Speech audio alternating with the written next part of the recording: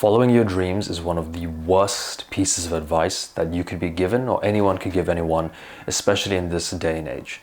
Let's look at just what we're dealing with right now in the current climate. Most people don't know what they actually want. They just see people on social media, they see a guy renting a Lamborghini with this wonderful backdrop behind him without fully knowing exactly what it is that he's doing, how he got there. And all of a sudden that becomes the other person's desires. So when we talk about following passion and dream, we have to unpack first of all, what is your passion? What is your dream? Do you even remember it? If you go back to when you were a child and look at the common things that you wanted to do when you were little, I guarantee you it had nothing to do with wanting to become a financial broker, a lawyer, a teacher, working in the corporate space at a cubicle for hours on end, or perhaps even just working for anybody for hours on end. Now, I understand that business and money are a huge thing to consider within our ability to live and thrive, but what is it that actually drives you?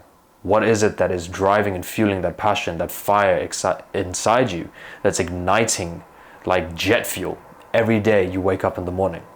If you've followed me for a while, then you know that I've done a massive array of things.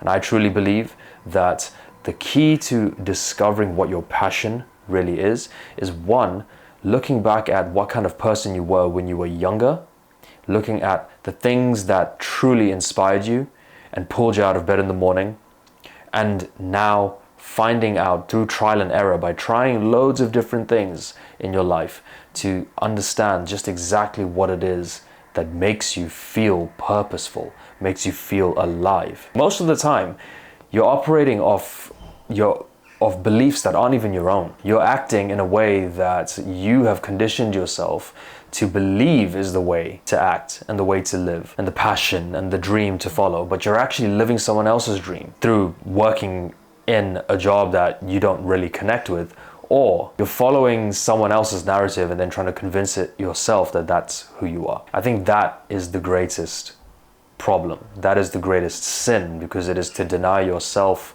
your own purpose. And think about this. When you go to work, or when you are working on the project that you feel you should be doing, notice what I said, you feel you should be doing. What's actually coming up from within? And more importantly, pay attention to your energy. Pay attention to your thoughts. Pay attention to the way that you look at the world, the way that you feel about things. Do you actually enjoy doing what you're claiming to do? Or are you doing it for a paycheck? Or are you doing it because your parents wanted you to go and do that thing? Are you in that relationship because you feel that, no one else would accept me, so here I am? Or because you feel obligated? Now, I'm not asking you to go and completely trash your life. What I'm asking you to do is become aware of what it is that you actually feel, what you actually want. This is what I use within my coaching program. I use the element of consciousness. We look at the shape of the triangle. We focus on the apex. That's where the chaos, that's where that spiky energy, that anxiety, that feeling of constantly searching for more. It's not externally. You're not searching for meaning outside of yourself. You're searching for meaning inside yourself. That is your higher self telling you to look inward, to start actually introspecting, to feel again.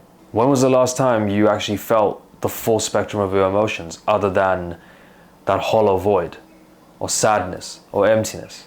Truly ask yourself, when did you actually feel the full array of joy, happiness? When did you last feel fulfilled?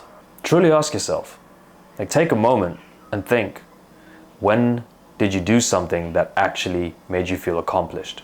And I'm not talking about, you signed a client for your company and so you've earned a little bit of commission. By all means, that's great because you have achieved something, but is it something that you truly resonate with? Does it actually feed your soul? Does it actually feed your purpose? Or are you just falling into the system? You've ticked another box. You've added another coin in the slot machine. And then when you go to bed, you pull the lever and you go back at it the next day. You are just surviving. There's a difference between survival and thriving. And so you've got to ask yourself, which state are you in?